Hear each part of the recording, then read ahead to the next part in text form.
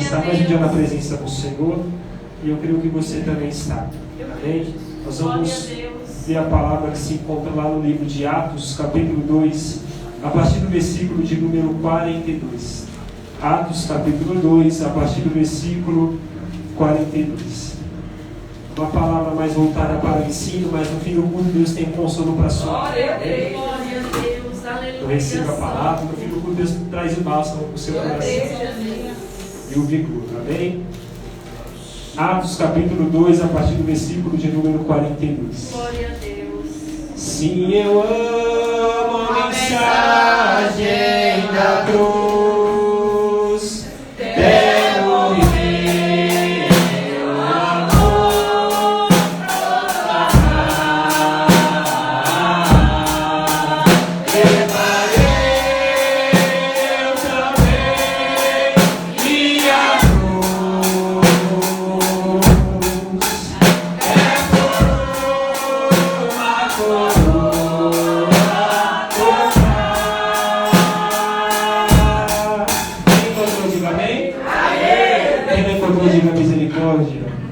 Amém. Atos capítulo 2, a partir do versículo 42, tá? Nós vamos ler até o 47. E perseveraram na doutrina dos apóstolos, e na comunhão, e no partir do pão, e nas orações. E em cada alma havia temor, e muitas maravilhas e sinais se faziam pelos apóstolos. Todos que criam estavam juntos e tinham tudo em comum. Vendiam suas propriedades e fazendas e repartiam com todos, segundo cada um tinha necessidade.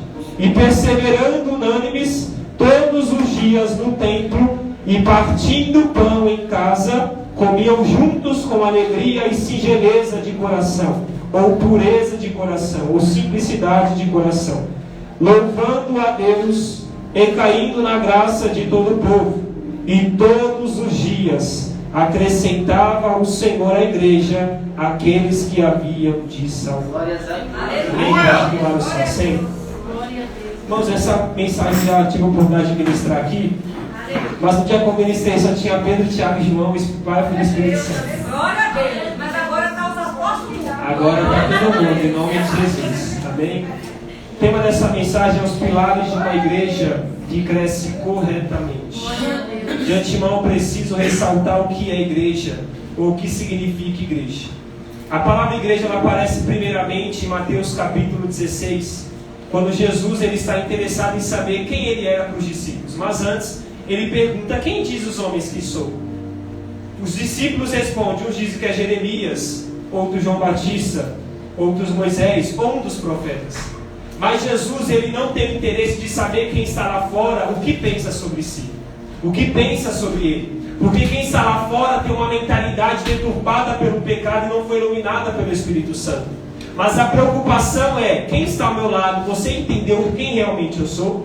Você que está vindo para um culto de quarta, de sexta, de domingo, você está entendendo quem realmente eu sou? Pedro, com a autoridade concebida pelo Espírito Santo, diz: tu és o Cristo, o Filho do Deus vivo. Você não é Jeremias, não é um dos profetas, não é Moisés, tu és o Filho do Deus vivo encarnado entre nós. Naquele momento Jesus revela: disseste bem, Pedro, eu vou te chamar agora não Pedro, mas Simão, ou não, perdão, não Simão, mas Pedro, uma pequena pedra, e sobre esta pedra edificarei a minha igreja. Neste contexto de Mateus 16 é o primeiro momento em que a palavra igreja aparece. A palavra igreja, ela significa eclésia, é uma assembleia, um conjunto de irmãos adorando o mesmo Deus, com o mesmo Espírito, com uma mesma fé. Ou seja, igreja é um conjunto de irmãos salvos pelo sangue de Cristo, lavado pelo sangue de Cristo, batizado no Espírito Santo, cheio do Espírito Santo, como uma habitação do Espírito Santo que está adorando o único e verdadeiro Senhor. Aleluia. E naquele contexto Jesus revela para Pedro: Pedro, tu és pedra, mas sobre esta pedra edificarei a minha igreja. Porque a igreja não tem a ver com parede, tem a ver com uma conjunção de pessoas considerada uma pedra fundamentada em Cristo. É por isso que Jesus vai dizer: Pedro, tu és pedra, uma pequena pedra, um pequeno resquício. Tu és Petrus, aquele que está enxertado na rocha verdadeira. Jesus está dizendo: você que está sentado nessa cadeira, você é uma pequena pedra que compõe um edifício espiritual chamado igreja. Mas esta igreja no Antigo Testamento, ela era um mistério. Por que um mistério? Porque primeiro Deus tem que revelar o natural para depois revelar o espiritual. Porque alguém que não compreende o natural será incapaz de compreender o espiritual. É por isso que Jesus é aquele que revela a sua igreja, porque este mesmo Cristo era um mistério no Antigo Testamento, e este Cristo, quando se revela, revela a igreja. Mas muitos podem pensar: então a igreja era o plano B, a igreja era o plano C, a igreja era o plano D. Não, a igreja era o plano E. A igreja era o plano da eternidade. Desde a eternidade Deus tinha planejado, desde a eternidade Deus tinha fundamentado: eu vou levantar um pouco, eu vou levantar a minha igreja. Porque às vezes você lê as Escrituras, Antigo Testamento, Deus está levantando o povo, os hebreus, Israel, os judeus. E você pode pensar: porque eles falharam, Deus ele estabeleceu um plano B. Mas é um pensamento equivocado. Porque a igreja é um plano estabelecido desde a eternidade, que nasce no Calvário, inaugurado em Atos 2. A igreja é um plano estabelecido pelo Pai da eternidade, que ela nasce através de Cristo no Calvário, mas é inaugurada em Atos capítulo 2, quando o Espírito Santo desce sobre a igreja do Cordeiro. O que nós precisamos entender é que desde a eternidade Deus preparou três coisas. Quantas coisas? Me ajude. Para você não dormir na pregação, para você não ficar desatento. Desde a eternidade Deus preparou três coisas. Quantas coisas? Mateus capítulo 25 ele diz: entrai e regozijai com o Senhor, porque esta habitação está preparada antes da fundação do mundo. Primeiro, ele preparou a habitação. Segundo, o Cordeiro foi preparado antes da fundação do mundo. O Cordeiro é o segundo plano de Deus desde a eternidade, que ele vai estabelecer em algum momento, e estabelecer o que é Cristo. Mas terceiro, Paulo diz em Efésios capítulo 1: e nós fomos escolhidos nele antes da fundação do mundo. A igreja não é um plano B, porque o plano A, Israel, deu errado. A igreja é um plano do coração do Pai, que foi estabelecido por Cristo e é cuidada pelo Espírito Santo. A igreja é um plano do Pai, que ele pensou, ele cogitou e ele guardou para que no momento certo ele pudesse estabelecer. Então não pense que você fazendo parte da igreja é um plano de Deus, porque o plano de Deus primário deu errado. Não, você é alguém que compõe um plano desde a eternidade. E essa mesma igreja, que é um plano espiritual de Deus, se você ler Gálatas capítulo 4, a partir do 21, Paulo diz que nós somos o Israel espiritual, que nós somos a descendência de um Pai que estabeleceu o plano chamado igreja. O que isso significa? Teve um dia que Deus chamou Abraão e disse: Abraão, você está olhando essa areia aí? Assim será a sua descendência. Mas teve outro dia que Abraão estava na tenda, desanimado, questionando: será que Deus vai cumprir a promessa? Ele disse que eu vou ser pai de uma grande nação, mas eu não tenho nenhum filho. Abraão, Gênesis 15, está na tenda, cabisbaixo, desanimado. Deus diz: Abraão, saia da tenda e olha para o céu. Conte as estrelas e vê se você pode contar. Ele diz: não, Senhor, são incontáveis. E por que são incontáveis? Porque assim será a sua descendência. O mesmo Deus que revela para Abraão que ele teria uma descendência natural, é o mesmo Deus que está apontando: Abraão, você também vai ter uma descendência da parte de cima, uma descendência espiritual. É por isso que Paulo está dizendo: nós somos o Israel espiritual de Deus. Nós somos descendentes pela fé de Abraão, porque o Abraão que teve uma geração natural é o mesmo Abraão com o exemplo de fé nos deixou uma descendência espiritual. É por isso que Paulo está escrevendo: assim como Agar gerou a Ismael e representava o Israel natural, Sara, estéril, gerou no tempo devido a Isaac, o filho da promessa, e que este por sua vez representa a igreja, porque a igreja é um filho da promessa. A igreja é um plano plano estabelecido pelo Pai desde a eternidade. Então entenda que a igreja não é um plano que veio para suceder um plano que deu errado. Você faz parte de um plano eterno. Você faz parte da eternidade. Aleluia! Mas só que a igreja que Cristo estabelece não é uma igreja material, é uma igreja espiritual. É por isso que eu preciso que você entenda que há uma diferença entre a igreja organização. A igreja o quê? Organização. E a igreja organismo. A igreja o quê? Organização. O que é a igreja organização? É a igreja que tem uma placa, que tem um RI e tem uma doutrina interna, que se chama igreja.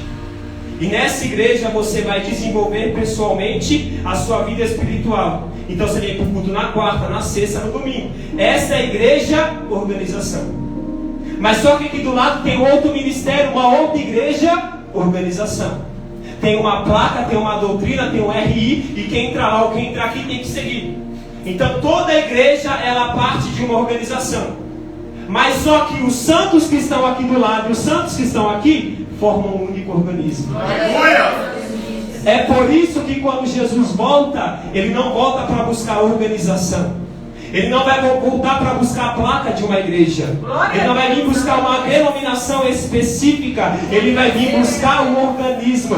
Os santos que estão lá, Deus amor, os santos que estão na Assembleia, os santos que estão na Presbiteriana, na Batista, independente do seu ministério que estiver enquadrado nas Escrituras, ele voltará para buscar a igreja. Não uma organização, mas um organismo, o corpo de Cristo na terra. Grande Deus. Porque tem gente que pensa, eu vou para o ministério lá, porque lá tem salvação. Ou eu vou para o B, porque lá eu não alcancei a salvação. Como se a salvação estivesse pautada no ministério que você está. Mas salvação não está na placa de fora. Salvação não está em depositar sua confiança no pastor. A salvação está depositada em você fazer parte do corpo de Cristo. E se você não se arrepende, não é regenerado, não é transformado, você não faz parte do corpo de Cristo. Mas se você se arrependeu, foi regenerado e transformado, você faz parte deste corpo. É por isso que quando Jesus voltar, Ele não vai chamar a placa pelo nome, mas Ele vai chamar o seu nome. Quando a última trombeta tocar, Ele não vai querer saber da organização terrena e humana das paredes. Quando Jesus volta, não vai levar parede, não vai levar cadeira, não vai levar som, não vai levar instrumento. Ele vai levar a sua alma para a eternidade. Então a organização é importante, sim, é essencial para a sua salvação. Mas você também precisa fazer parte do organismo. Porque quando o decreto vier, feche as portas da organização, a igreja permanece de pé. Porque a igreja verdadeira, segundo a palavra, não é a organização. Não é as regras estabelecidas por um ministério fechado que não quer saber das outras pessoas. Igreja segundo Cristo é pessoas de todos os lados que confessaram sua fé em Cristo, se arrependeram, foram regeneradas e pelo Espírito Santo enxertado no corpo. Ou seja, ainda que a pessoa não faça parte deste ministério, ela pode ser salva. Ainda que ela não faça parte de um ministério B ou C, ela pode também ser salva. O que nós precisamos entender é, se essas portas se fecharem, a igreja permanece de pé. Se o inimigo se levantar contra essas portas, a igreja permanece de pé. O decreto pode ser feche as portas da organização, mas o organismo permanece tendo vida, porque a igreja não depende de Paulo, de Pedro, a igreja não depende de João, a igreja não depende de político, de dinheiro, a igreja depende do Deus vivo e do Cristo ressurreto que tem sustentado a sua igreja. É por isso que a igreja permanece em pé. Levanta homem, levanta Satanás, levanta mulher da onde quiser, mas a igreja ela não cai, porque ela tem um dono. É verdade. E o dono da igreja é Jesus Cristo, o Senhor pastor da sua alma. Glória a Deus. Aleluia. Aí Paulo e Pedro vão apresentar características da igreja. Porque não é só uma igreja de parede. E ele vai dar muitas características dessa igreja. E a primeira que Paulo dá é a igreja, é o corpo de Cristo. 1 Coríntios 12, do 27 em diante, Paulo diz que nós somos um corpo. Aleluia. E este corpo, ele compõe muitos membros. Irmã Camila é a mão, irmã Graziele é o pé, irmã Gorete é o olho. Cada pessoa tem uma função no corpo. Mas o mesmo Paulo vai dizer que, ainda que sejamos um corpo, tem uma cabeça. E quem é esta cabeça? Ele diz, Cristo. A minha pergunta é, se o coração é tão importante, por que Cristo não fala que é o coração, mas a cabeça? Porque até para o coração bombear, o nosso cérebro precisa mandar informação. Glória a Deus. O dia que o cérebro para, tudo para. O que nós precisamos compreender é que Cristo é a cabeça da igreja. E você que está sentado aí me ouvindo é um membro. E você como membro tem o dever de cumprir a sua função no corpo. Porque membro que não cumpre a sua função no corpo, torna o corpo um corpo doente. É por isso que este membro que está doente, fisicamente, espiritualmente, mentalmente, ele precisa ser tratado não só pela cabeça, mas pelos outros membros. E por quê? Porque se a mão estiver doente, quando eu precisar da mão, ela vai me deixar na mão. O corpo precisa de cada um. Igreja de Cristo a salvação é individual, mas você não caminha sozinho. Você não caminha sozinho.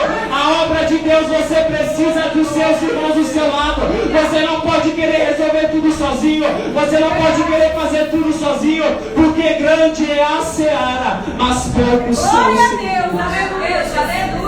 Mas Paulo apresenta Cristo como cabeça, como aquele primeiro que governa.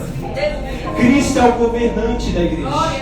Governante da igreja, irmão, não é pastor, diácono, evangelista ou presbítero. É Cristo. Cristo governa a igreja, por isso Paulo apresenta ele como cabeça. Mas também como aquele que instrui. Ele vai tratar a mão, vai tratar o pé, vai tratar o organismo interior. Ele vai tratar cada parte do corpo para que o corpo esteja saudável. Glória a Deus. E Paulo escreve, você como membro, primeiro, cumpra a sua responsabilidade. Segundo, ajude aquele que está do seu lado. Porque ele está dizendo, se eu entendo que o corpo é mais importante do que o membro, eu como membro cumpro a minha responsabilidade, mas ajuda aquele que está com dificuldade. Porque se eu faço a minha parte, eu posso dizer, Senhor, já fiz minha parte, já orei, já preguei, já fiz aquilo que me diz respeito. Mas ele está dizendo, mas e o membro que está doente, o que você está fazendo?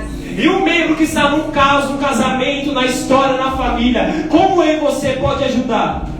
Ele está dizendo, é necessário que aquele que entende que é membro deste corpo, ele não só cumpra a sua responsabilidade, mas ajude os outros. É por isso que a igreja de Cristo é apresentada como um corpo. E neste corpo, meu irmão, você pode ser pé, mas um dia vai precisar da mão. É verdade. Você pode ser mão, um dia vai precisar do pé. Você pode ser pé, mas um dia vai precisar da perna. O problema é que nós não pensamos, muitas das vezes somos tão egoístas que só pensamos em nós. É como se o mundo estivesse girando ao nosso redor. Só eu tenho problema, só eu padeço, só eu fico atribulado. Mas eu não consigo enxergar que o membro que é meu irmão, que está do meu lado, também está padecendo, também está sofrendo, também está levando as aflições de Cristo. Então se a igreja padece, se um padece, todos padecem. Se um se alegra, todos se alegram. Se um chora, todo mundo chora. Se um se alegra, todo mundo se alegra. Você já viu uma unha ficar encravada e incomoda todo o corpo? É verdade. Aí eu imagino, o problema não está comigo, está com a unha.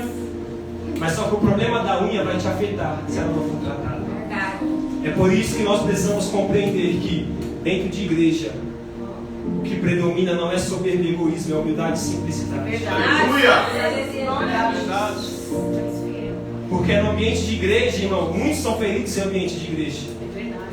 Mas é essa igreja que tem o poder de te curar. Tem gente que entra em algumas congregações e é chutado para fora. Mas tem congregação que te recebe. Tem congregação que te impede de crescer, mas tem outras que vão te dar liberdade de crescer. O que nós precisamos compreender é que a igreja é como um corpo. Eu tenho a responsabilidade de auxiliar o meu próximo. Porque somos membros uns dos outros. A igreja também é apresentada como a noiva de Cristo. E por que noiva? Porque está falando do relacionamento de intimidade com Ele.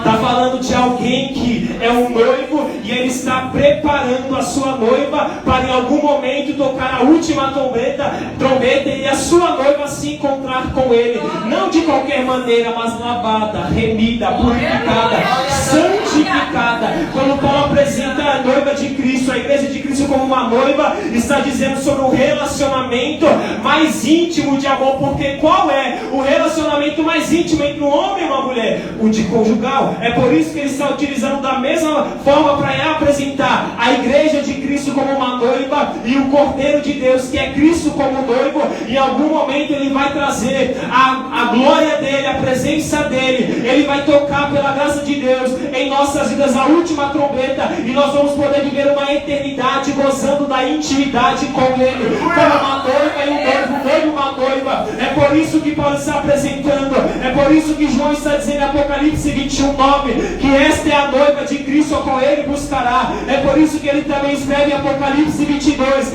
a noiva e o Espírito Santo dizem: vem. Glória a Deus. Porque a noiva de Cristo é a igreja. Pessoalmente eu sou a noiva de Cristo? Não, mas coletivamente, com você nós somos a noiva. Porque quando ele voltar, ele não vai vir buscar alguém individualmente no arrebatamento, ele vai buscar a noiva. Aleluia! E João escreve que essa noiva não pode estar com mancha, não pode estar suja. Ela tem que estar com a sua veste lavada e remida no sangue do Cordeiro. Isso significa que noiva que está se preparando para casar precisa ter a veste branca como a lã, precisa ter a veste purificada e precisa ter uma vida justa. Porque quando este Cristo voltar para buscar a sua igreja, ela precisa estar totalmente purificada. Mas a Bíblia também apresenta a igreja de Cristo como um edifício, não essas paredes que você vê, mas como um edifício espiritual. O que significa isso? Se você ler a primeira carta de Pedro, capítulo 2, ele vai dizer: a pedra que os edificadores rejeitaram se tornou a principal pedra de esquina. Ou seja, ele está dizendo: Cristo, que era essa pedra angular, que sustentava e veio para salvar o edifício natural Israel, eles rejeitaram a Cristo. Mas este Cristo que foi rejeitado pelos judeus se tornou a pedra de esquina para aqueles que não eram povo de Deus. Resumindo, eu e você. Ele está dizendo: essa pedra de esquina era uma pedra que sustentava todo o edifício. Então, assim como ele está dizendo para Pedro: Pedro, tu é Pedro, uma pequena pedra, mas eu edificarei a minha igreja sobre esta rocha que sou eu. Ele está dizendo: você também é uma pequena pedra, da sua forma que eu tenho moldado, mas que também faz parte do meu edifício espiritual, que também faz parte da minha obra, faz parte do edifício em que eu habito. Então você é uma pequena pedra. Mas só que tem pedra diferente. Verdade. Tem pedra que é mais achatada, tem pedra que é mais magra, tem pedra que é mais rebelde, tem pedra que é mais obediente. Mas Cristo, ele sabe trabalhar de tal maneira que ele consegue encaixar cada uma no edifício. Aleluia. Glória a Deus. Cristo sabe tratar aquele que ajuda, mas sabe também tratar aquele que atrapalha. Porque o edifício que ele estabelece, cada pedra ele consegue encaixar no seu devido lugar. E sabe o que acontecia naquele tempo? Se a pedra de esquina fosse tirada, todo edifício caía.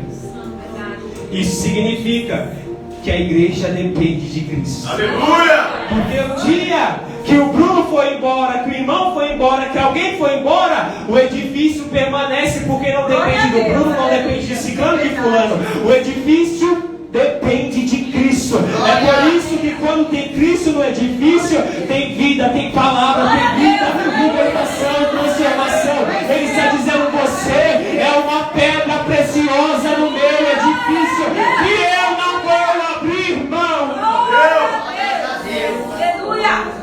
Você é uma pedra, talvez diferente dos outros, anda diferente dos outros, se não é diferente dos outros, mas ele está dizendo: eu investi em você, porque sou eu a rocha que vou te fundamentar, sou eu a rocha que vou te alicerçar, sou eu a rocha que vou te transformar, sou eu a rocha que vou te sustentar. Mas só que a igreja é apresentada como um rebanho. Porque Cristo, João capítulo 10, verso 11, é o bom pastor.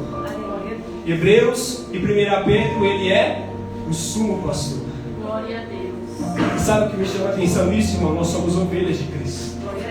Independente do cargo que você tenha, independente da responsabilidade na obra que você tenha, você é uma ovelha. E Jesus não chamou boi, Jesus não chamou, como o presbítero falou do dia, bode, ele chamou ovelha. Porque o coração do bode é individualista. O coração do boi, ele quer fazer as coisas por impulso, mas a ovelha ouve a voz do seu pastor. O boi tem um coração duro, obstinado. Você está ali trabalhando com ele, daqui a pouco ele está te coiçando. O bode é da mesma maneira, tem um coração duro. Ele não consegue andar junto com os outros, porque ele quer andar sozinho, fazer a obra sozinho, de qualquer maneira, de qualquer jeito. Mas Jesus está usando a minha vida para te lembrar: você é uma ovelha que anda com ovelha. Você é uma ovelha que anda com ovelha. E como ovelha você tem um pastor, e esse pastor é Jesus Cristo de Nazaré. Porque ele diz: o bom pastor dá vida pelas suas ovelhas. Há 2000 anos atrás, Jesus está bradando na cruz do Calvário: Pai, perdoa eles, mas não sabem o que dizem. Você era um bode perdido no mundo, ele diz: eu vou tornar ovelha. Queria fazer as coisas do seu jeito, queria andar pela força do seu braço, pela capacidade cognitiva e mental que você carrega, mas na obra do Senhor todos somos dependentes dele. Na seara do Senhor todos dependemos dele, da capacitação dele, da graça dele. O que impede aqui não é o seu conhecimento, a sua faculdade, o seu certificado. O que impede aqui é o seu coração disposto a servi-lo de toda a sua alma. Mas Paulo vai escrever, João vai escrever que também nós somos a família de Deus. E por que família? Porque quando aceitamos a Cristo, o Espírito Santo vem. E aquele que era filho das trevas se tornou filho de Deus. Você que está questionando a sua identidade, deixa eu te lembrar isso. Se você tem a Cristo e o Espírito Santo, você é filho de Deus. Você é filha de Deus. Paulo escreve em Romanos 8, 14 a 16 que nós não temos um espírito de escravidão para outra vez estarmos em temor, mas recebemos um espírito de adoção, pelo qual podemos dizer: Abba, Pai. Paizinho. Não diminuindo a grandeza de Deus, mas revelando a necessidade de buscar uma vida de intimidade. Ele está dizendo: Deus grande, forte e poderoso que é Senhor, você pode dizer: Paizinho. Porque nós somos uma família. E só somos uma família porque o sangue de Cristo lavou a minha alma e lavou a sua alma. E o Espírito Santo nos regenerou e nos tornou filhos do Altíssimo, enquanto éramos filhos das trevas, filhos daquele que é santo, enquanto vivíamos em profanidade, filhos daquele que é santo e puro, enquanto escolhíamos a vida de pecado. Mas algo mudou quando Cristo te encontrou. Você agora é filho de Deus, filha de Deus. E é por isso que você agora é membro deste corpo, é membro dessa família, é membro deste rebanho, é membro deste edifício. E como membro, você tem o dever de permanecer servindo a Ele e servindo o seu próximo. Mas só que eu entendo que estar na igreja é você servir precisando ser servido, abraçar precisando ser abraçado, dar uma palavra precisando de uma. Porque ser servo é servir independente do que está acontecendo na sua vida. Mas por outro lado, nós por não enxergarmos isso, nós frustramos. Nós chegamos aqui e queremos que a igreja apenas nos sirva, mas não estamos dispostos pelo outro lado a servir a ela. É por isso que você faz parte deste corpo. E por fazer parte deste corpo, você vai ser servido. Mas vai precisar servir. Aleluia! Por fazer parte deste rebanho, você vai ser servido, mas vai precisar servir. Por fazer parte desse edifício, um dia você serve, outro dia você é servido. Um dia você abraça, outro dia é abraçado. Um dia você ministra, outro dia é ministrado. Um dia você traz esperança ao seu irmão, mas também o seu irmão que está do seu lado traz esperança ao seu coração. E por que Deus faz isso? Para você entender que não depende você, não depende do pastor, do obreiro, do missionário. Você depende de Cristo, mas também você precisa do seu irmão que está ao seu lado. Porque se a caminhada da fé fosse em solitário, fosse em solidão, Cristo não estaria estabelecido a igreja.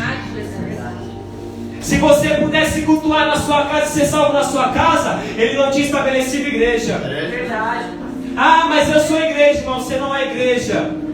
Você é um membro que compõe a igreja. O dia que você, como membro, quiser ir embora e não saber mais de Cristo, o organismo permanece em pé, mas você, como membro, vai morrer. É verdade. Porque você já viu uma mão andando sozinha na rua? Mas você já viu alguém andando sem uma mão? Porque membro fora do corpo não tem vida. Você já viu alguém sem um pé? Tem vida. Anda com deficiência, mas tem vida. Mas você nunca viu um pé andando sozinho. Porque pé fora do corpo morre, mão fora do corpo morre, membro fora do corpo. E se você é um membro e acha que pode congregar em casa quarta, sexta, domingo, que você não precisa vir para o culto, não precisa orar, não precisa estar aqui na casa do Senhor, a minha pergunta é: o que vai acontecer com você? Vai morrer. É por isso que depois da pandemia deu uma síndrome no povo, e o povo falou: não precisa mais ir para o culto, não precisa mais ir para a igreja. E o problema é, essas mesmas pessoas que nem orar direito conseguiam no culto, vai orar em casa. Que nem direito a abrir a Bíblia no culto, vai abrir a Bíblia em casa, não vai. É por isso que essa mesma pessoa que tem essa mentalidade: não preciso congregar, não preciso servir porque estou ferido com a igreja. Mas entenda, Deus te chamou para ser a solução do problema. Deus chamou você para solucionar. Deus chamou você para curar. Deus chamou você para ser o canal. É por isso que Ele trata hoje a amargura que a igreja gerou no seu coração, porque Ele quer usar você como um canal. Eu fui no ministério, fui ferido. Eu fui no outro, fui ferido. A igreja é tudo igual. Eu quero saber mais de igreja. É o que muitos estão pensando. E eu entendo que dentro do ambiente da igreja tem dia que você vai ser ferido. Tem dia que as coisas não vão sair como você quer. Mas entenda que você está aqui primeiro pela sua salvação. Segundo, para servir a Cristo, depois servir ao seu próximo. E à medida que você serve a Cristo ao seu próximo, você vai ser servido. É por isso que Ele está dizendo: você faz parte deste corpo. E como parte deste corpo, você está aqui para participar. Porque membro que não é ativo, em algum momento perece e morre. Então, participar do quê? Tem culto de quarta, sexta, domingo, se esforce. Tem escola bíblica de segunda, se esforce. Porque você vai ser um membro ativo. Você vai ser um membro que está em desenvolvimento. É um membro que está sendo nutrido para futuramente deixar de ser servido e passar a servir. Deixar de ser servido e passar a servir. Deixar de não só aprender, mas começar a ensinar. Porque membro que não está ativamente na obra não cresce. Fica mirrado. Mas Ele está dizendo: eu quero um corpo saudável. É por isso que faz parte da minha responsabilidade, da sua, vir para o culto, escola bíblica, participar daquilo que é estabelecido para todos. Ah, irmão, não consigo participar deste lado, mas você consegue do outro, então faça do outro. Porque se você, como membro, não consegue cumprir uma simples responsabilidade, com o tempo você acaba morrendo. É por isso que você fala: mas irmão, é tão bem, por que está desfalecendo? E aí, irmão, por que está desfalecendo? Porque a luta está tão grande que ela pensa: está tão grande, vamos para o culto fazer o quê? Está tão grande, por que eu vou para a igreja? Por que eu vou para a oração de quinta? Mas enquanto você está aqui clamando, Deus tem uma palavra. Aleluia! Enquanto você está aqui buscando, cansado e fadigado, Deus tem um renovo. Enquanto você está abatido, Deus ele tem um refrigério para a sua alma. Porque membro precisa estar em comunhão com o corpo. E membro que está doente, está abatido, está fadigado e tem comunhão com o corpo, ele é renovado, ele é restaurado, ele é refrigerado. Porque tem dia que você chega aqui só o caco. Seja bem-vindo ao time. Mas Deus traz uma palavra e você sabe. Deixa eu falar outro lado também. Tem dia que você vai chegar aqui bem, mas vai ser esgotado. Porque tem os dois lados da moeda. Mas o Cristo que te usou para ser um canal de renovo é o Cristo que te renova. Glória a Deus. É por isso que nós aprendemos com Cristo que a grande lição de humildade é servir. Servir sem querer aparecer, servir sem buscar recompensa humana, servir porque Ele nos chamou a servir. É por isso que nós precisamos compreender que o serviço é essencial. Uns vão servir no ensino, outros vão servir na beneficência, visitando lares, ali ajudando na obra social, de alguma maneira ajudando com as almas carentes do ministério, com aquelas que precisam de ajuda de uma cesta básica. Todos somos chamados a servir e você tem essa responsabilidade. Então o Espírito Santo vai abrir os seus olhos para enxergar onde você tem que servir. Aleluia! Porque se a seara é grande e muita obra tem para fazer, por que tem muitos fazendo muito e poucos fazendo nada? Então o Espírito Santo vai abrir os seus olhos para entender onde você vai ser. O Espírito Santo vai colocar em seu coração ousadia e coragem para que você possa cumprir aquilo que Ele quer, mesmo você achando-se incapacitado de cumprir. É por isso que você que faz parte do corpo é chamado ao serviço. Você é chamado a orar, você é chamado a interceder, você é chamado a contribuir. Porque a igreja não é só um corpo que vai te servir e você vai ficar sentado usufruindo. A igreja é um corpo que à medida que você serve, você é servido. À medida que você é servido, você serve. É por isso que nós precisamos entender que nós podemos ajudar a obra de muitas maneiras. Fazer parte do corpo, fazer parte desse edifício também leva-se a entendimento. Eu preciso contribuir. Eu contribuo em oração, contribuo servindo a igreja, limpando cadeira. Eu arrumo a igreja, eu preparo o ambiente. Eu ajudo com devolvendo o dízimo, dando a oferta. O que nós precisamos entender é que há diversas maneiras de contribuir com a obra de Deus. E precisamos estar totalmente disposto a servir a Ele e a sua igreja. Glória a Deus. Porque alguém que não ama a igreja de Cristo não pode dizer que ama o noivo dela. Alguém que não compreendeu que para a igreja crescer eu preciso fazer a minha parte, é alguém que não compreendeu o chamado ao serviço. É por isso que na igreja primitiva, o texto que nós lemos, o último versículo 47 diz: e a igreja crescia assustadoramente. Aleluia! Por que a igreja crescia? Estavam pregando chave de casa de carro? Estavam fazendo campanha da porta aberta? É Deus. Estavam fazendo campanha do azeite ungido? Da água ungida? Não. Mas o texto está dizendo: eles perseveraram na doutrina dos apóstolos. Aleluia! Naquele tempo, entenda, não havia um Novo Testamento completo.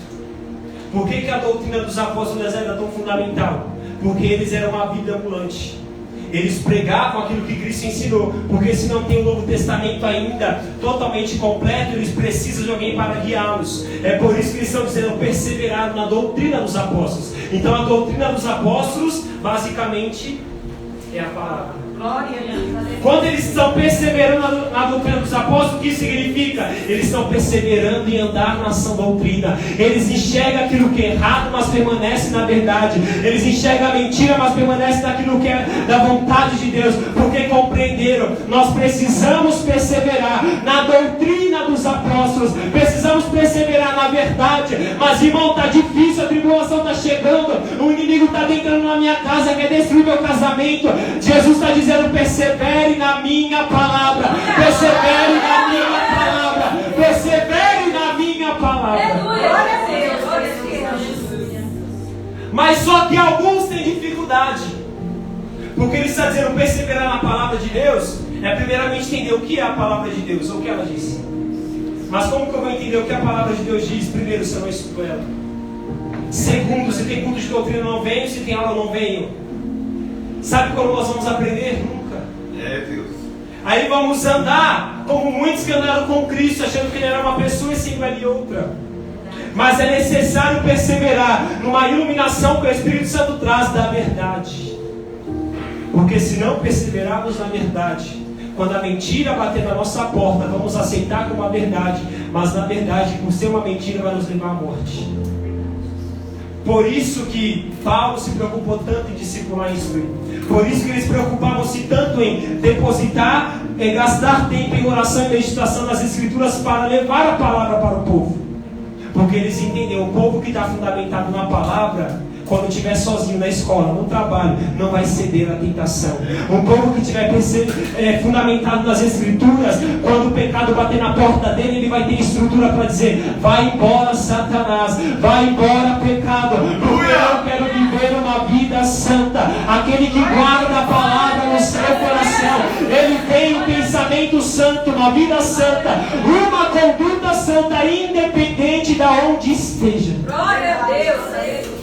Perseverar na palavra é andar conforme a palavra, é andar conforme a vontade de Deus. E por andar conforme essa vontade, é ter retaliação, é ter proposta, é ter muitas coisas que o inimigo te oferece, mas você vai ter força para negar, vai ter força para rejeitar. Porque você está questionando: Deus, por que parece que eu estou fraco espiritualmente? Deus te pergunta: qual é a sua meditação na palavra? O salmista diz: a tua palavra é minha meditação de dia, de tarde, de noite. A tua palavra é lâmpada para os meus pés e luz para o meu caminho. Se essa palavra não encher o seu coração, o pecado vai encher. Se essa palavra não santificar a sua alma, o pecado vai te manchar. Jesus está dizendo: coma a palavra, encha-se da palavra, persevere na palavra. Glória a Deus. Mas, Senhor, não sei ler. Leia mesmo não sabendo. Senhor, estou lendo, não estou entendendo. Olha, Espírito Santo, abra o meu entendimento e continue lendo. Glória a Deus. Mas, Senhor, isso aqui está difícil, vem para a escola bíblica. Senhor, isso está difícil, vem para o culto de doutrina. À medida que você anda, você vai conhecendo. Sabe por que a igreja primitiva crescia? Porque eles davam crédito à pregação dos apóstolos. Eles guardavam em seu coração. Eles buscavam viver e aprender cada vez mais. Porque uma igreja que está fundamentada no pilar da palavra edifica-se. Porque se Cristo é o fundamento, quais são os pilares? A palavra. Porque não adianta só ter o fundamento se não tiver o pilar. Se tiver só o fundamento, não tem como levantar essas paredes, precisa de coluna. E a coluna, o pilar primeiro é a doutrina dos apóstolos, palavra. Deus está dizendo: se esforce em conhecer as minhas Escrituras. Porque disse ele em João: elas testificam de mim e te dão a vida eterna. Aleluia! Por que os meus pensamentos estão tão impuros? Porque talvez você não esteja se enchendo da palavra que é santa. Porque eu estou irado toda vez que alguém faz algo que eu não gosto? Porque talvez falta você se encher dessa palavra. Porque quando você estiver cheio de uma palavra que é santa, quando o seu velho homem, sua velha natureza querer ressurgir, você vai ter força para dizer não. Glória a Deus. Então a primeira coluna é: se esforce na palavra. Segunda, na comunhão e no partir do pão. Por que a comunhão é tão importante? Você já me perguntou isso para Deus? Ou para si mesmo? Porque eu poderia caminhar sozinho e alcançar a salvação só lá na minha casa. Mas esse não é o chamado de Deus para a igreja. Porque a igreja em comunhão, ela é levada ao aperfeiçoamento. Você sozinho pode orar, jejuar e buscar. Você vai ter um aperfeiçoamento pessoal. Mas quando você busca juntamente com o corpo em comunhão, você não só tem um aperfeiçoamento individual, mas coletivo. E por outro lado, seu aperfeiçoamento sozinho é limitado. Mas tem coisas que Deus vai tratar no ambiente da comunhão. É por isso que, se você ler Efésios capítulo 4, Paulo fala da unidade da fé, ele diz que a unidade da fé é importantíssima. E como vai ter a unidade da fé? À medida que nós temos comunhão. O Espírito Santo vai trabalhando em mim, vai trabalhando em você, vai trabalhando em você, e nós vamos ter união. Glória a Deus. É por isso que ter união dentro da igreja é um desafio muito grande. Por quê? Porque não é todo mundo que tem uma mesma mentalidade. Tem gente que pensa uma coisa, tem gente que pensa outra, tem gente que pensa em A, outro pensa em B, outro pensa em C. E é nesse momento que alguns pensam diferente, a maioria pensa diferente, que temos que ter a humildade para reconhecer o que Cristo deseja. Porque se a comunhão é tão importante, se eu sou um canal de divisão, de discórdia, eu sou um canal de maldição no meio da igreja. Verdade. E Deus vai me pegar. Mas se diante de tudo eu estou sendo um canal de instrumento para trazer edificação, você tem uma recompensa. O que a palavra está nos ensinando é: a comunhão é essencial. Porque se não houver comunhão, não somos levados à estatura de varão perfeito. Se não houver comunhão, não somos levados ao pleno conhecimento de Cristo. Se não temos comunhão, não somos levados ao amadurecimento na fé. Sabe o que você vai ser? Uma criança. E qualquer tipo de vento de doutrina que bater na sua vida, você aceita. Mas quando você tem comunhão, você está se fortalecendo.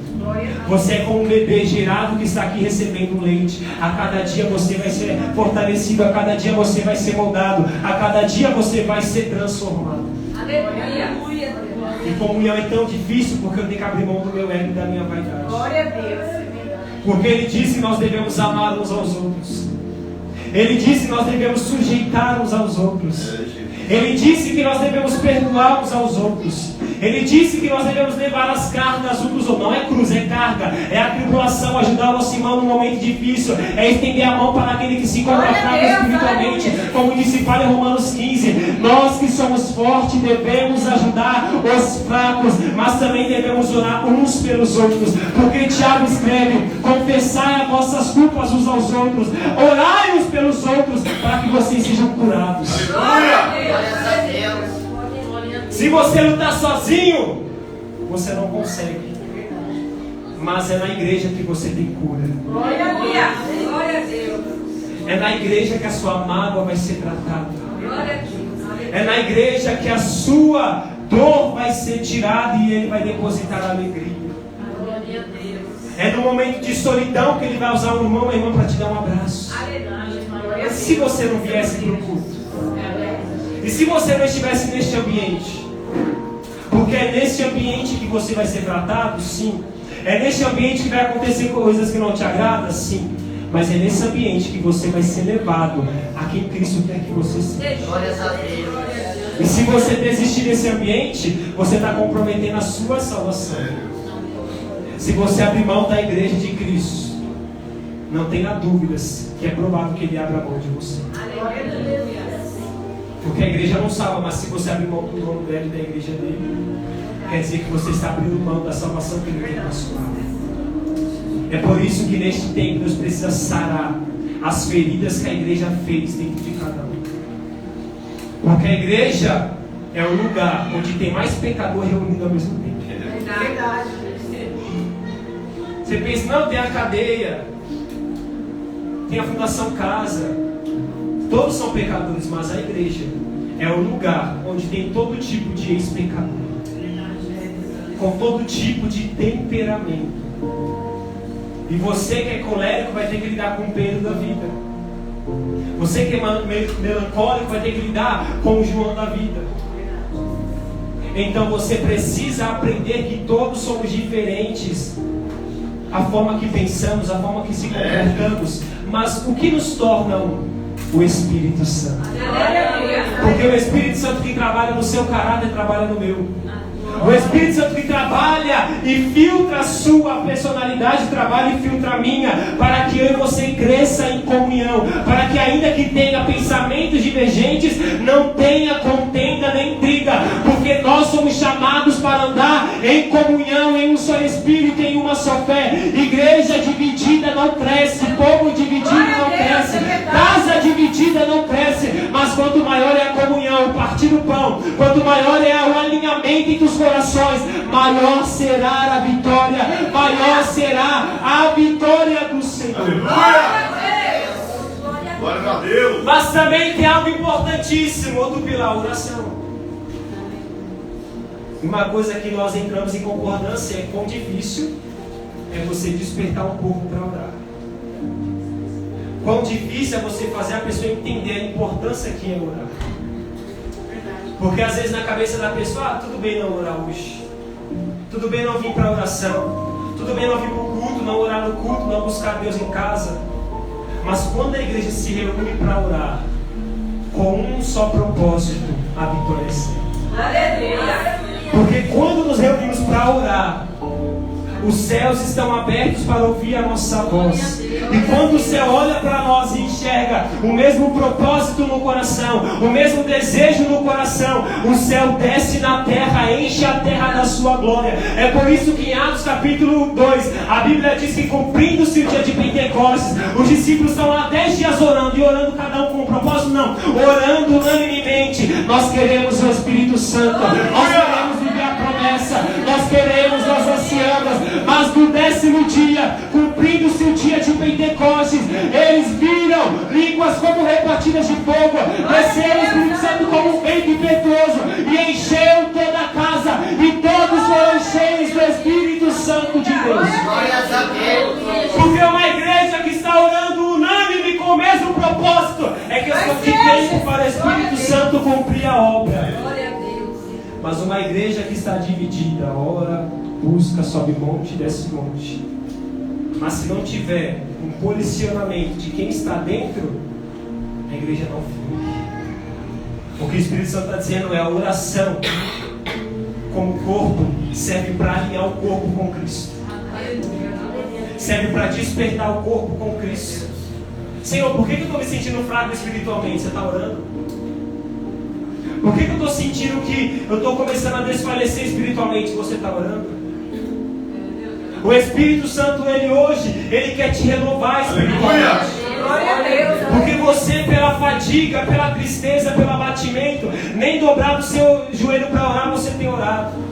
Mas ele está dizendo, este é o pilar que mantém uma igreja viva, mas também que dá crescimento. E o último é quando a igreja está em unidade e união. É uma igreja que tem tudo em comum. A Bíblia está dizendo que naquele tempo, um irmão via outro em necessidade, irmão, estou aqui para te ajudar. O outro estava padecendo necessidade, irmão, estou aqui para te ajudar. Mas uma igreja que não compreende que o centro dela é Cristo e nós precisamos servir, ela não serve. Porque às vezes estamos aqui e achamos que somos o centro, achamos que só nós temos problema, achamos que só nós padecemos desafios, mas ele está dizendo, olha para o mundo do seu lado, ele passa lutas às vezes maiores do que você, ele passa provas maiores do que você, ele passa batalhas travadas maiores do que você nem imagina.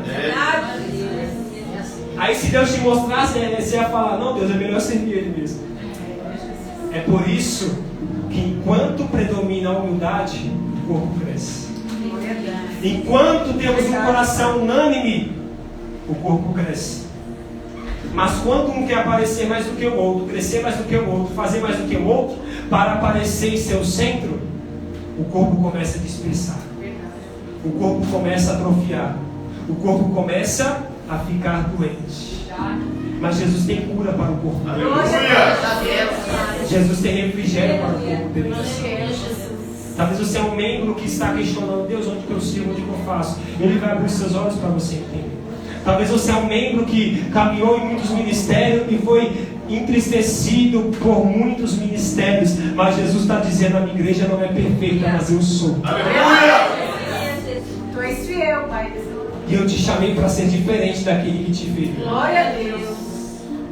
Porque Jesus, irmão, não está atrás daquele só que enxerga o problema. Enxergar o problema de igreja é fácil, mas a pergunta é se está disposto a resolver. Glória a Deus. Como que eu começo a resolver? Eu primeiro ore. É verdade. Porque tem problema que não é você que vai resolver, mas ore. O que Deus está dizendo é conviver com pessoas diferentes, que têm um passado diferente. É difícil, mas você tem que caminhar com ele. Verdade. Não tem isso, eu não vou olhar na cara do irmão. Não tem isso, eu vou brigar com o irmão e vou entrar no céu. Peraí, vocês vão entrar no mesmo céu, brigado? É mais fácil ficar na terra junto. Glória a Deus, aleluia. É por isso que conviver com o corpo de Cristo é ter que diariamente aprender a perdoar. É aprender a estender a mão, é aprender a abraçar, é aprender a entender que mesmo com todas as falhas dele, eu também sou um miserável pecador que merecia. Glória a Deus, é verdade. Ah, eu vou desistir do irmão e Jesus desistiu de você? É, Deus, eu mandei. Ah, Jesus, és fiel. Vou abrir mão dessa alma. Jesus não abriu mão da sua. Aleluia. Então, antes de você querer desistir de alguma alma, lembre-se que ele não desistiu da sua. Verdade. Deus. És fiel. Lembre que Paulo diz assim: como Deus em Cristo nos perdoou, perdoai uns aos outros. Cristo poderia falar: está tudo acabado, vai todo mundo para o inferno, tchau. Mas Ele morreu na cruz do Calvário para restaurar, para dar uma nova oportunidade. É por isso que uma vida de igreja não é fácil. Mas eu quero te dizer, tem uma recompensa. Aleluia! Se levante, vamos orar.